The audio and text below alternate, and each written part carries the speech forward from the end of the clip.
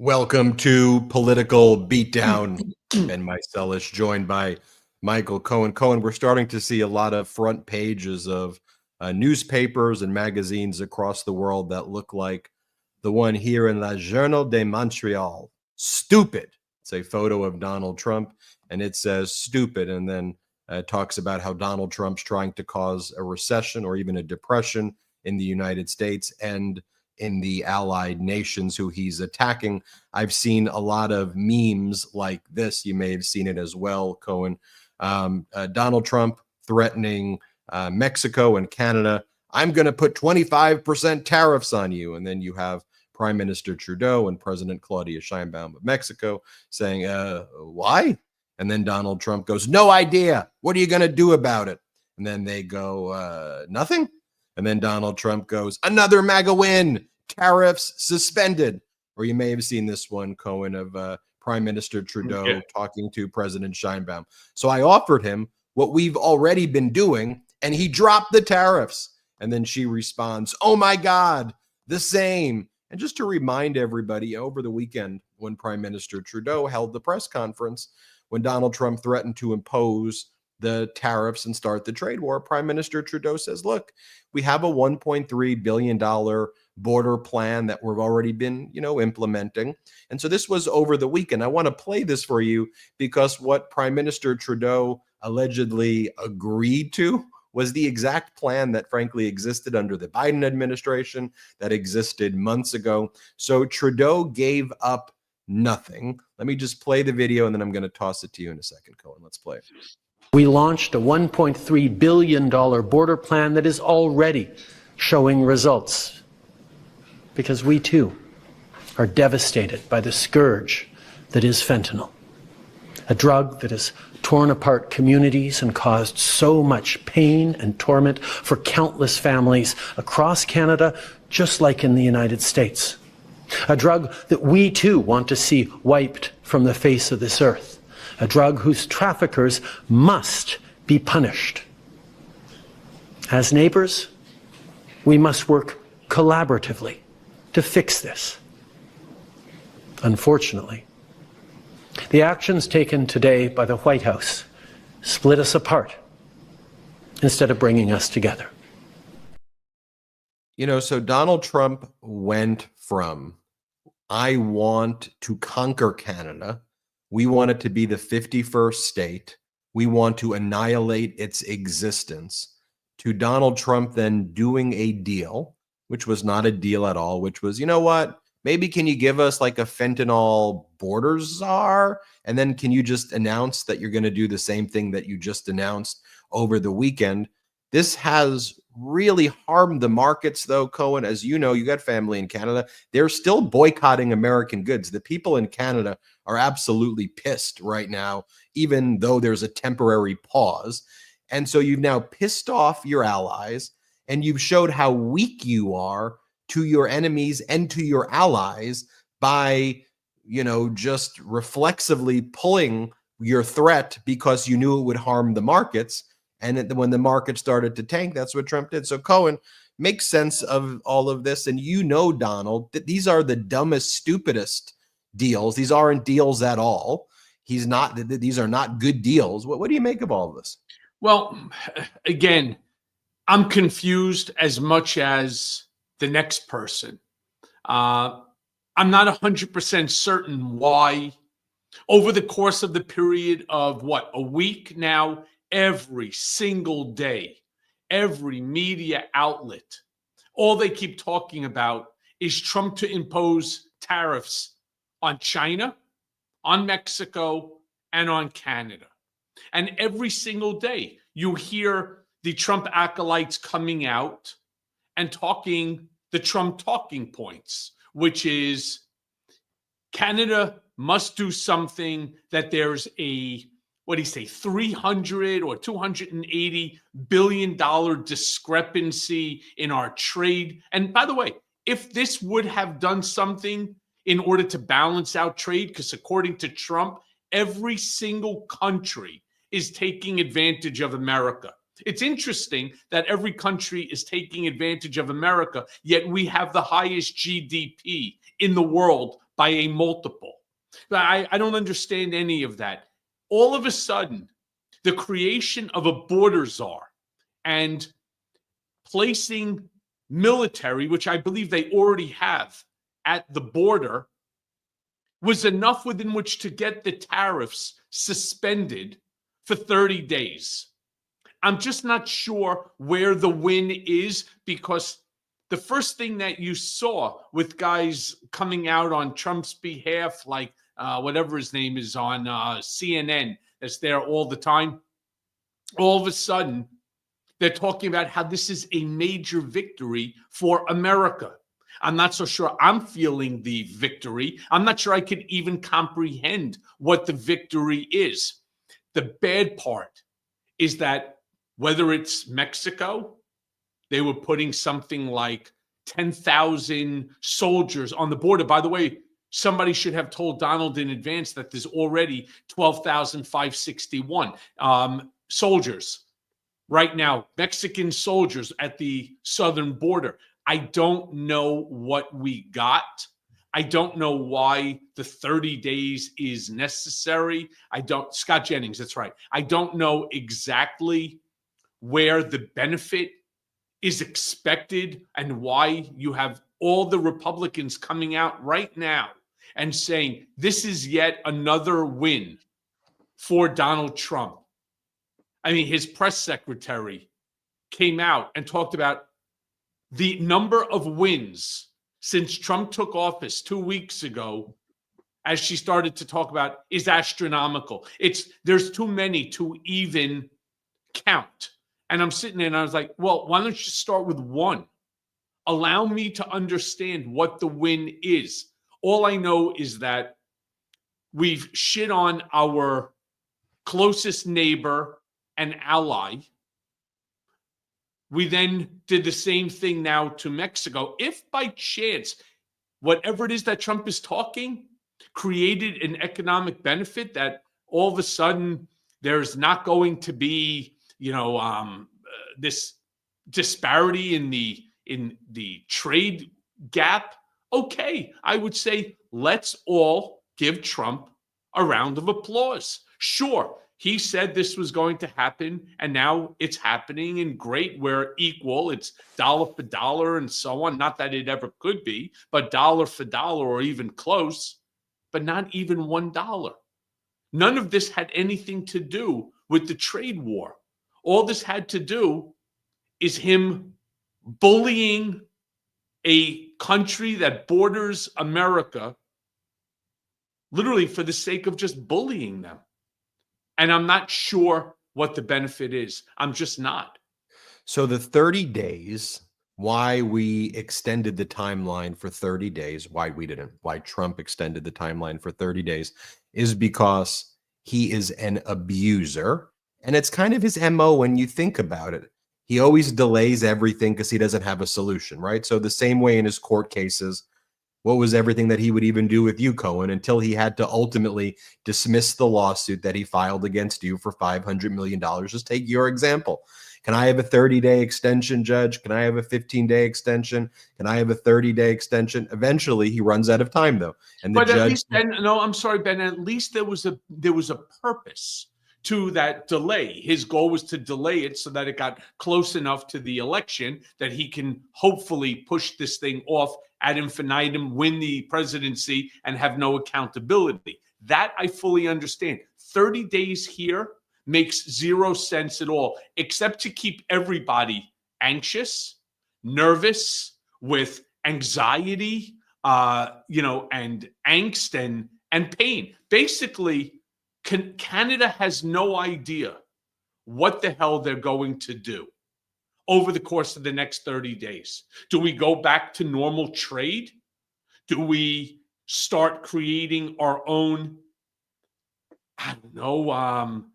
strategy for how we're going to push America to get rid of this entire trade discussion off for a year or for good? I don't know what the 30 days actually is representing, other than to keep us all glued to the television set wondering what's the next brick to fall off the building onto your head.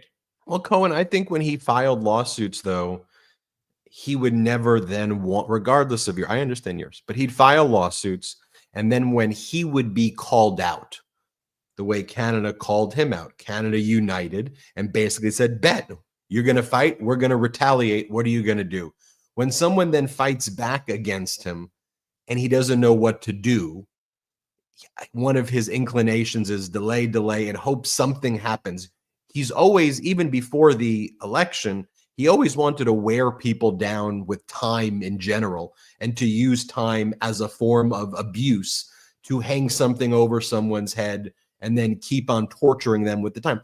That he has an abuser's mentality. So to your point, he wants Canada and Mexico. He wants to feel that he controls every aspect of their lives and that they need him. And at any given point, he can do something to destroy him. He gets off on that. That's his authoritarian mindset. It's funny that you say that because, as we all know, Trump is not just president of the United States now. He's also a performer, right? Whether it's having the guy standing over his right shoulder, holding the executive orders, doing those sort of things, everything is a performance, right? This is all to make good television. You know what he's really doing with these 30 days? It's like a cliffhanger to your favorite show. Now, many people, I'm sure that are young, won't remember there was a television show called Dallas. And you may remember when that whole thing happened with J.R. Ewing, and all of a sudden there was a cliffhanger. And everybody's, whoa, what are you talking about? I have to now wait. And everybody was really nervous. It even made like the front page of the New York Times talking about who shot J.R. And you're not going to find out anything until next season, which was like in 6 months. And everybody was talking about it. That's all that they were talking about. Trump is doing the same thing. He's using Canada. He's using Mexico. He's using China. He's using Gaza. He's using Ukraine. Everything is a cliffhanger. You got to wait 30 days, whether you like it or not. So again, they're building up the tension, and I don't know what the distraction on this is supposed to be.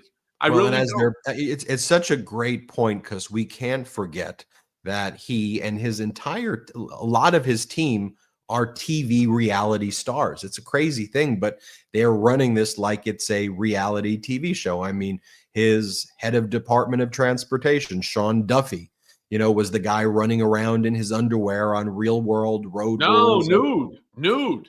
Not in his underwear, nude. And then making fun of Hunter Biden. He's running around. He was running around on camera, butt ass naked. And behaving wildly inappropriately with the women around him and other things on those clips. By the way, a lot of people took credit for digging up those clips. And I mean, granted, look, they're on Real World Road Rules Challenge. So anyone could have found them. But it was actually our research team that found those clips originally and started putting them out here at them. I just want to I'm not giving a shout out to me. No, it sounds like you are, but that's okay. My research team frankly, you did an excellent job there, my research team is the greatest reason. What you needed to do. You really showed him. So as it relates to Mexico, because Donald Trump doesn't know what's even happening, he actually agreed to have Mexico provide less troops, about 5,000 less than are already on the border. So Mexico can reduce their troop amount to what was there under Biden.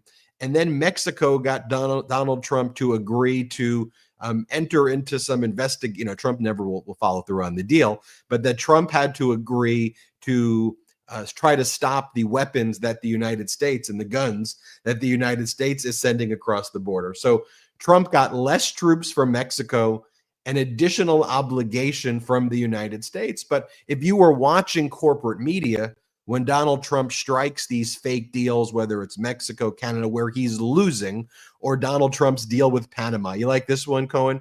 We've got Panama to allow us to have the U.S. Navy vessels once again go through the Panama Canal. Well, you realize, Donald, the reason Panama agreed to that, because our Navy vessels, they don't fit through the Panama Canal. They're too big for the Panama Canal. There was never any restrictions on them going through. Our aircraft carriers and the way we've built ships since the 1970s and 80s are just too big. So maybe there was a reason why we entered into this deal with Panama to return the canal, because Panama was paying billions for it. America was paying less for it. Our ships were getting too big for the canal, where it wasn't a national security aspect anymore.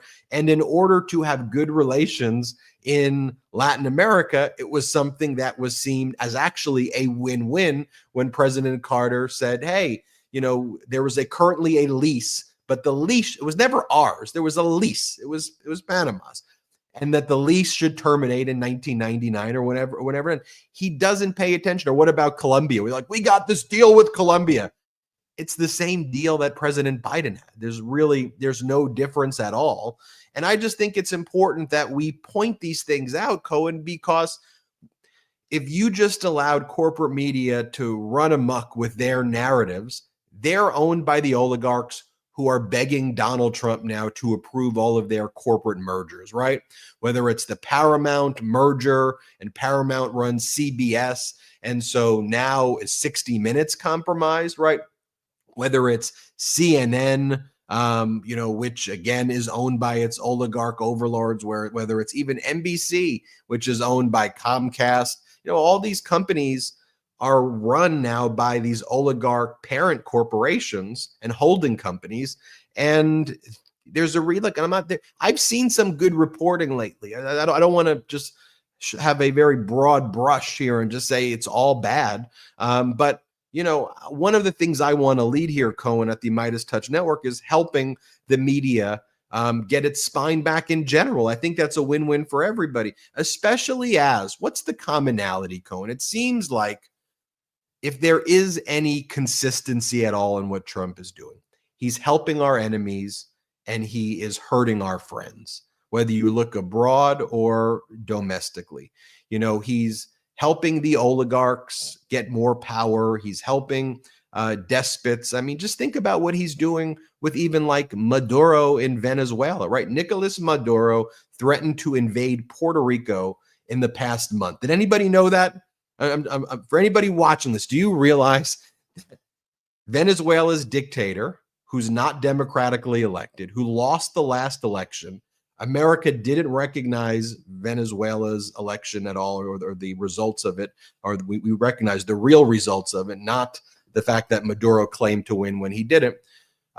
President Biden had the real president at the Oval Office, but Nicolas Maduro threatened to invade Puerto Rico and said that he would join forces with Brazil. He's kind of mocking the United States. So what does Donald Trump do? Trump sends his special envoy, Rick Grenell, or whatever the guy is, to do a deal with Maduro, hence recognizing Maduro, which is the biggest middle finger in the world to the Venezuelan community in South Florida. Trump then revokes the temporary protected status of the Venezuelans who supported Donald Trump, who were here with legal papers working, and people in Doral, like people in Donald Trump's area who work at the places for Donald Trump even. He revokes their TPS and then rounds them up and says he's going to send them back to Maduro or in concentration camps in Guantanamo Bay, and cuts a deal with Maduro to do that, strengthening Maduro's hands and directly negotiating with Maduro, saying we're going to send the people back. Then he sends Marco Rubio to El Salvador, and Trump was giving press conferences today talking about sending American citizens to prison in El Salvador with the leader of El Salvador in those prison systems. So here, let me just show you this. This is Marco Rubio today. This is Secretary of State saying this. Here, play this clip. The president, in an act of extraordinary friendship to our country, knowing the challenges we face in the U.S., has agreed to the most unprecedented and extraordinary migratory agreement anywhere in the world. He has agreed to accept for deportation any illegal alien in the United States who is a criminal from any nationality, be they MS-13 or Tren de Aragua, and house them in his jails. And he's also offered to do the same for dangerous criminals currently in custody and serving their sentences in the United States, even if they're U.S. citizens or legal residents. Cohen, I'm just trying to understand. Whoa. I mean, when I heard this, I was like, wait. I paused. I rewinded because I'm lucky I have Spectrum, which is still shit anyway. But I was able to back it up. And I was like, did Marco Rubio just say that we have the right within which to deport any nationality and send them to Venezuela or to Cuba or anywhere that they want, Salvador, wherever they want, including U.S. citizens?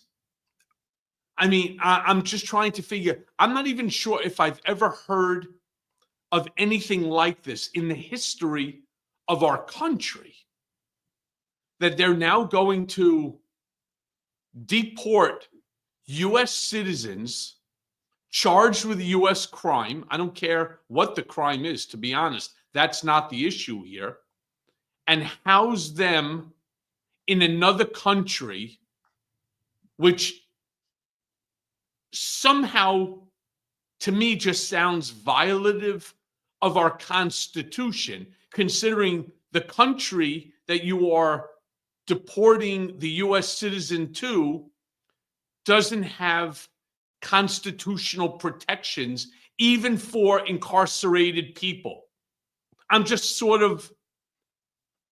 I'm baffled at the level of bullshit that we have to deal with on a day-to-day basis. This is not what, by the way, I warned you. How many times on this program, how many times on my Mea Culpa podcast, how many times on my Michael Cohen YouTube show have I said the same thing over the course of the past, whether it's 6 months since I started the YouTube or 3 years plus since I started my Mea Culpa podcast?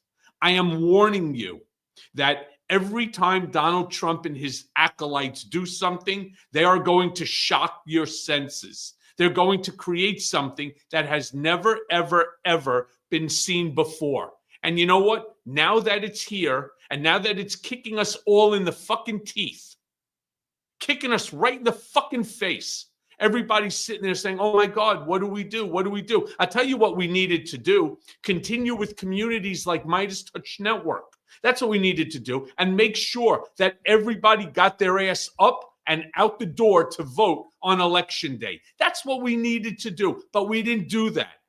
Doesn't mean it's the end of America's democracy or our democratic republic. No. It just means for the next 2 years till 2026, we're going to be living in this exact type of chaos every single day. So what do you need to do? You need to stay vigilant.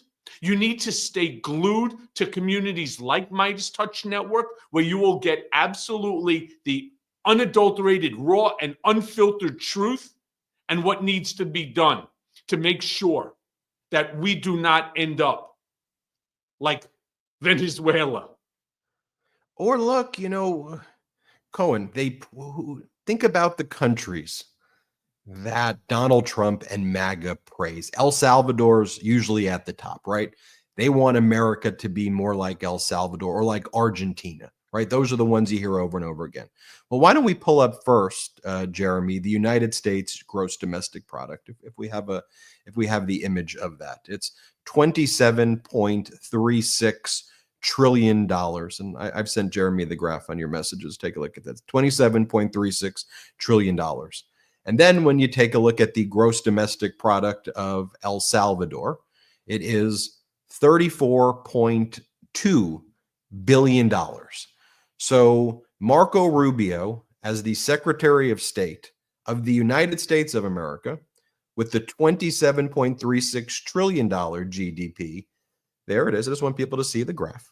By the way, next is China at 17.79 trillion. Our GDP grew much faster than China's under President Biden. We were kicking China's ass and every other country's ass under President Biden, based on the objective data. So to be clear, Marco Rubio went out with his hands begging El Salvador, go to the next graph, with the $34.2 billion, which is less than many American corporations make. That's far less than Elon Musk's net worth. and we went to El Salvador to beg them to use their prisons? I want you all to just think about that. So they want America, and by the way, in Argentina, the poverty rate there is about 51%, 52% of people in Argentina live in absolute poverty right now under their leader, who all of MAGA loves. He's like their version of a MAGA leader. So when you think about it, and we're going to talk about this in a moment, Elon Musk and Donald Trump in the election said they wanted to inflict economic hardship on Americans. That's a direct quote of what they said.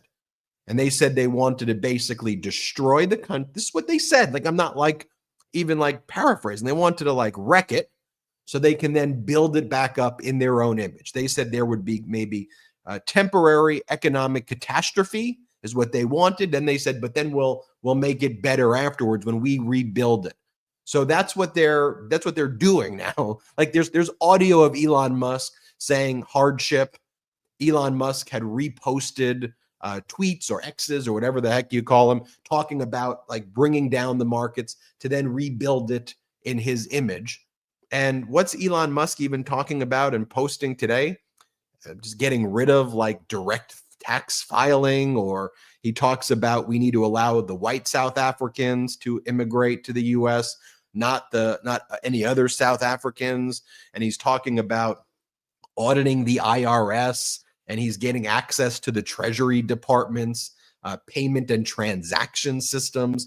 Fortunately, a class action has been filed against Musk by AFL-CIO and SEIU and other organizations as well. The FBI filed a class action lawsuit against the Department of Justice, FBI agents, saying they're under attack by the Trump administrations. We've got a lot to discuss. I want to remind everybody to hit subscribe to this YouTube channel now. We're almost at 4 million subscribers. And then make sure you also subscribe to Michael Cohen's YouTube channel, The Michael Cohen Show. Cohen's predictions are based on an understanding of Trump that is better than anybody's. He knows the pathology better than anyone. Ben, before we cut it to commercial, you know what I want to say? When you were talking about, what was it, Venezuela's GDP? El Salvador's, but yeah. I'm sorry, El Salvador. Do you know what the GDP of your state of California is? Just California alone. What is it? 3.9 trillion. And you're right. We're running to them in order to do anything for this country. Seriously? Makes absolutely no sense to me either. I'm just shocked that there's nobody right now around Trump that's telling him no. Stop. It's what I used to do every day, sometimes successfully, many times unsuccessfully, but at least he heard it. When you turn around and you want to send American citizens, you want to send others to a foreign country whose GDP is like that of Connecticut or Virginia or less. I mean, it makes no sense to me. Rhode Island. I mean, it just makes no sense to me at all. And I can't figure out, I cannot. And I really do understand Trump better than anybody. I can't understand who is feeding him this stupidity and why he's actually continuing to spew it. And Cohen, this is where I go back and forth with you. And we're not going to do the debate here. People have seen the debates before, but I'll say this before the break. He's an evil guy, Cohen. This is who he is. He's a horrible human being. It's him. It is him. It is at the top. He makes these decisions. This is what, you can say he's psychotic, whatever, demented. He is a truly putrid and disgusting and vile human being. And whatever you may have seen, Cohen, in the time that you were there, the short glimpses of maybe you seeing a human being in private, they're gone. That's not him. He's evil. He's weak. He's a wannabe dictator. He's using dictatorial power, but dictators mock him and laugh. Could you imagine if Vladimir Putin said to Ukraine, hey, we're going to invade you, and Ukraine was like, look, can we give you a border czar? Can we give you a fentanyl czar? Let's give you a fentanyl. And Putin was like, you got it. Fentanyl czar it is. Can you also maybe throw in a tuna sandwich with tomato? You've convinced us. So Look, I'm glad that there's no trust me, I stand with Canada on this one against this country under Donald Trump. Let me be very clear where I stand, because what Trump's doing to our friends in Canada is disgusting. I don't want there to be a trade war. I don't want there to be economic catastrophe, but it also does show you how weak Trump looks to the dictators when Trump makes a threat. Hey, fentanyl czar, actually, I'll do less troops on the border. So it's just ridiculous. We got to take our break. We'll be right back. Make sure you subscribe. Check out MidasPlus.com as well. Check out Cohen's YouTube at The Michael Cohen Show. We'll be right back. Sometimes you just don't have time to think about wearing sweats or pants, especially when you need to be somewhere after taking a long walk in the park. Now, for me, of course, it's Central Park. And for me, it's the Daymaker's pants. After my 4-mile walk, and yeah, I do 4 miles, I'm still looking fashionable so that I can meet up with friends or clients. And let me tell you this, there's absolutely no comparison to any other product that I own. Their elastic waistband are comfortable. It's not just comfortable, the fabric on it, it's incredible. And when I say that they're comfortable, you literally can't believe that you're not wearing sweatpants. It's why I have made Public Rec my go-to pant. So, all right, guys, listen up and let's be real. No one's got time for stiff, uncomfortable clothes anymore. And you know what I mean. It's February, it's cold outside, and you deserve to be comfortable in whatever you're wearing, no matter what you're doing. That's where Public Rec comes in. These pants are a game changer. Their pants are designed to be as comfy as your favorite sweats, but they are way more stylish. We're talking super soft fabric, no stiff seams, and enough stretch to keep up with whatever your day's throwing at you. Public Rec, it's not just about pants. They have so many great style options, whether you're working all day in the office or whether you're running errands or you're just grabbing a drink with the friends. Who doesn't want to look sharp without sacrificing comfort? And I'll tell you, once you put them on, you're going to wonder why you ever wore anything else. Plus, get a load of this. Sizes for these pants, they don't come in just small, medium, large, extra large. No, you get to select the exact width and length that you need. So this February, treat yourself right, because comfort, it's always in season. And upgrade to Public Rec and feel the difference. And now, for a limited time, you can get 20% off at Public Rec by using code BEAT, that's B-E-A-T, at checkout. So just head to publicrec.com, that's PUBLICREC.com, use code BEAT, and you're all set. Oh, and by the way, when they ask you how you found them, do me a favor. Be sure to mention our show. It really helps us out. Find your perfect fit and never compromise on comfort again. Public Rec, where comfort rules. Yeah, the Public Rec stuff is like actually my favorite clothes. When Yeah, I got those sweatpants that they had, I was wearing it one day, and then I called up Jordy just to remind me. I said, Jordy, this is the sponsor, right? And Jordy was like, yeah. I'm like, oh, this is just tell them this is my favorite pants that I wear right now. So Cohen, Donald Trump picking on and Elon Musk, they're picking on, U.S. aid. U.S. aid helps. It's one of our major tools of soft power abroad, because it's a way to help other countries. And it's, remember that book, How to Win Friends and Influence People? That's kind of what you don't just go in and threaten trade wars on everybody and then expect to have friends. It's not the way it works. So we would reach out to these countries the same way China has been doing with its Silk Road program, learning from us. And we would, in the past, have programs like USAID that helped people in other countries, and the other countries would be thankful for it. And then when there would be things that we would need from a national security standpoint, they were more likely to help out if you were friends with them. That's kind of the way diplomacy works. So, in countries in Africa, for example, that had high HIV and AIDS populations, one of the things USAID would do is it would provide medication, for example, to women who were pregnant who have HIV, AIDS, and 680,000 women, for example, they'd get this medication so that their children wouldn't get, or we do everything we can to prevent their children from getting HIV. And as we know, in a global world, pandemics don't live in borders. You can't build a wall around a pandemic. They find their way across the globe pretty quickly. So us leading the way here, this is a good program.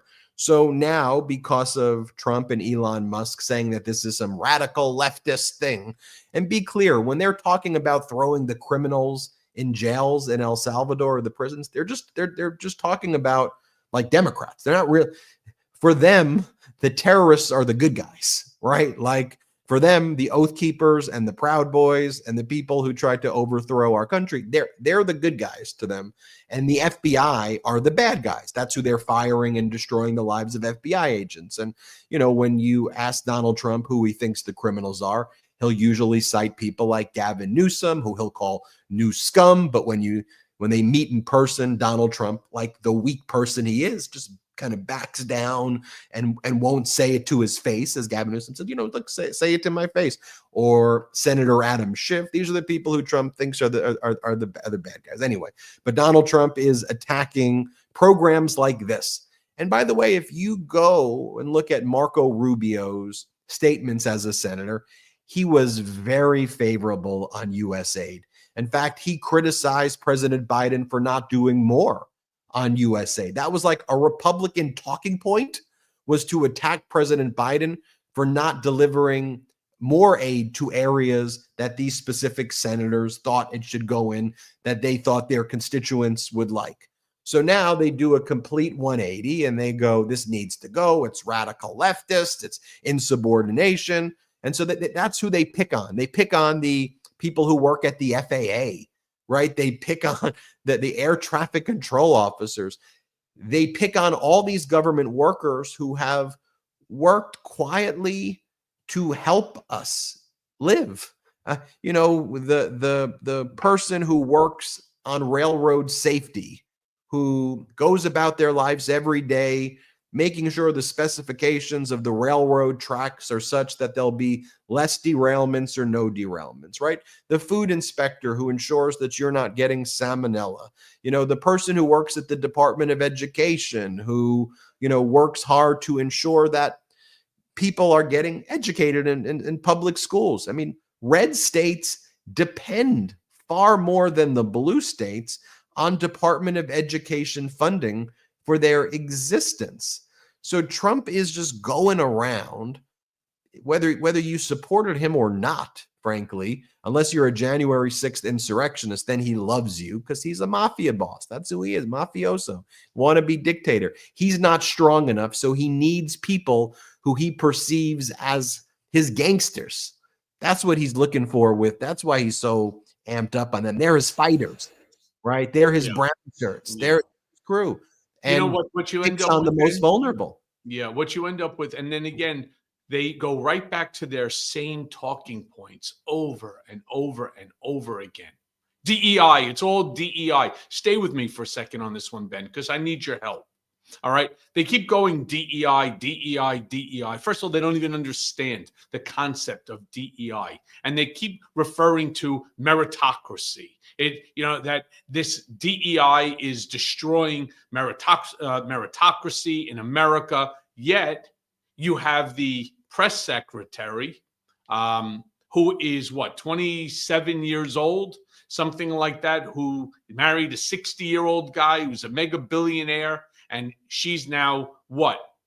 She's now press secretary at that age with no experience at all. Tucker Carlson's son has now gotten also a major position. There's a third person also who's like 22 or something, 23, just finished college, got a major position. Are we talking meritocracy? Are we not talking DEI? And then the attacks continuously on, pilots. Did you hear like Charlie Kirk talking about if a pilot is black? I mean, I can't believe that we're even engaging in this conversation. And to those of you who don't see this, and for whatever the reason that you want to ignore this nonsense, his comment was, if I get onto an airplane and I see a black pilot, I'm concerned about his qualifications. And I'm saying to myself, in 2025, you really say something stupid like that? What about if the guy was a fucking fighter pilot, right? In the Air Force? What if the guy's got logged in thousands of hours of airtime? I mean, the notion that he could actually get onto an airplane and be concerned based upon the color of the skin of the pilot or whether it's male or female. You know, the woman who was flying the Black Hawk helicopter that crashed into the airplane in DC, she was top 20% of her class. Top 20%. I mean, again, this gaslighting, this fear-mongering, it has to stop. And you know why it's going to stop? Because there are programs, there are independent outlets like Midas Network, like this Midas Touch Network, that's going to continue to hammer over and over and over again reality.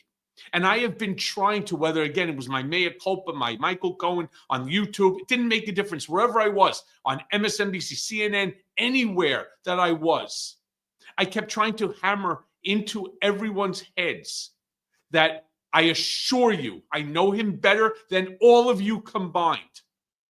All of you combined. I know exactly what he's thinking and I know what he wants to do. And it's not going to inure to our benefit. What did people do? They were too busy. They stayed home. It wasn't really worth it for them to go vote. I can't vote for her, but I'm not voting for him either. Really? And now you sit there and you're like, oh my God, what's happening? How is it that we're living in a time, in a society where racism and sexism and misogyny and xenophobia and homophobia and Islamophobia and anti-Semitism, it's running rampant in our country? You're talking about a president that want to annex Canada and maybe take over Mexico and Panama and Greenland. When was the last time that there was annexation? I mean, I'm so concerned in terms of where we're at, and I'm so concerned about the people that are surrounding Donald. That's the whole point on where 2026 is coming in. Even our Democratic members of Congress are not fighting hard enough. And the few that are, they're the same ones you see every single day. And they're not on the same message with the other Democrats. And so it gets lost. Whereas the Republicans, every fucking one of them, every single one of them continues to say the same thing. It's the same talking points over and over and over. And you know what Stalin used to say? The more you repeat the lie, the more the lie becomes the truth. And that's what we have to fight day in and day out. You know, the Charlie Kirk clip that you reference was actually uncovered by that was our research team that put out that clip. We actually put out that clip 3 years ago. It wasn't in 2025. Charlie Kirk was saying that in 2022, 2023. So one of the things why we discovered it then, and one of the warnings we were trying to give to the American people then, although our platform then wasn't as big as our platform now, is that this is the guy, Charlie Kirk, who probably has some of the most power in this movement. So one of the things we were warning Americans is that this is the type of stuff that Trump's going to do, because this is what his people are out there saying. And, you know, you're right, though, when it comes to Democrats and what they're focusing on, they should pay attention, not just to be rapid response, but you got to go on the offense, too. You got to explain to people. I take a great deal of pride, Cohen, in the relationships that this network built with the Canadian people over many, many years, but specifically accelerating right after the election. I know a lot of people right now, you know, I see people who go on our network, you know, now are being asked by some of the corporate media to go on their networks. But as soon as that election results happened, we at the Midas Touch Network built strong alliances in Canada with the various, with the various political parties across the political spectrum there. And we really focused on anticipating the threat And because one of the things I was hearing in Canada was that Canadian media is so focused on like the internal drama of political parties, like, ooh, what's happening with Trudeau and with inside the Liberal parties? Who's going to be the next leader? The horse race kind of crap. We found that Canada didn't really have their own Midas Touch network. So people are like, you should do Maple Midas. Come here to Canada. And what we figured out is let's just be Midas Touch in Canada. Let's report on what's going on. So by the time Trump did what he did in Canada, we had built all of these alliances. And I think it just shows you that you can anticipate where he's going next. And that's a tangible step, rallying the people there and letting them know too that they have allies, millions of allies. And in the Ben, United States. before I ended up joining into Midas Touch Network, I too had a big presence in Canada. Specifically, I was on once, sometimes twice a week on their Sirius radio program with a guy named Andrew Crystal called the Crystal Nation. Unfortunately, he passed out of nowhere. And, I sort of didn't continue. But like yourself and like this network, I created a very large following with Canada. They are, as I have, half my family live there. Canadians are our cousins. They are our closest neighbor and are one of our best trading partners that's out there. The fact that our president is out there beating up on Trudeau, the fact that he's beating up on Canada and trying to turn around to say, economically, we can destroy your country. We don't have to, we shouldn't be protecting you for free. We're not your free police and so on. I'm saying to myself, where does something like this even come from? And it's not coming from Trump. He's the one that ultimately makes the decision. So I'm with you on that, Ben. But it's not coming from him. It is these sycophantic idiots that are surrounding him that are just putting this into his ear and saying this is going to be a popular move. And that's why, mark my words again, no different than 2017. Wait till this shit starts to unravel and wait till you start seeing different people, coming and going, in and out of their positions. It's just the beginning. I promise you, the chaos, we all think that this is, oh my God, I can't believe the chaos that we're dealing with and so on. This is just the beginning. You haven't seen anything yet. Yeah, look, again, when you're in a leadership position, you don't get to say this person or that person fed me. He does. He does. He can do it, sure, but that doesn't mean that that's right.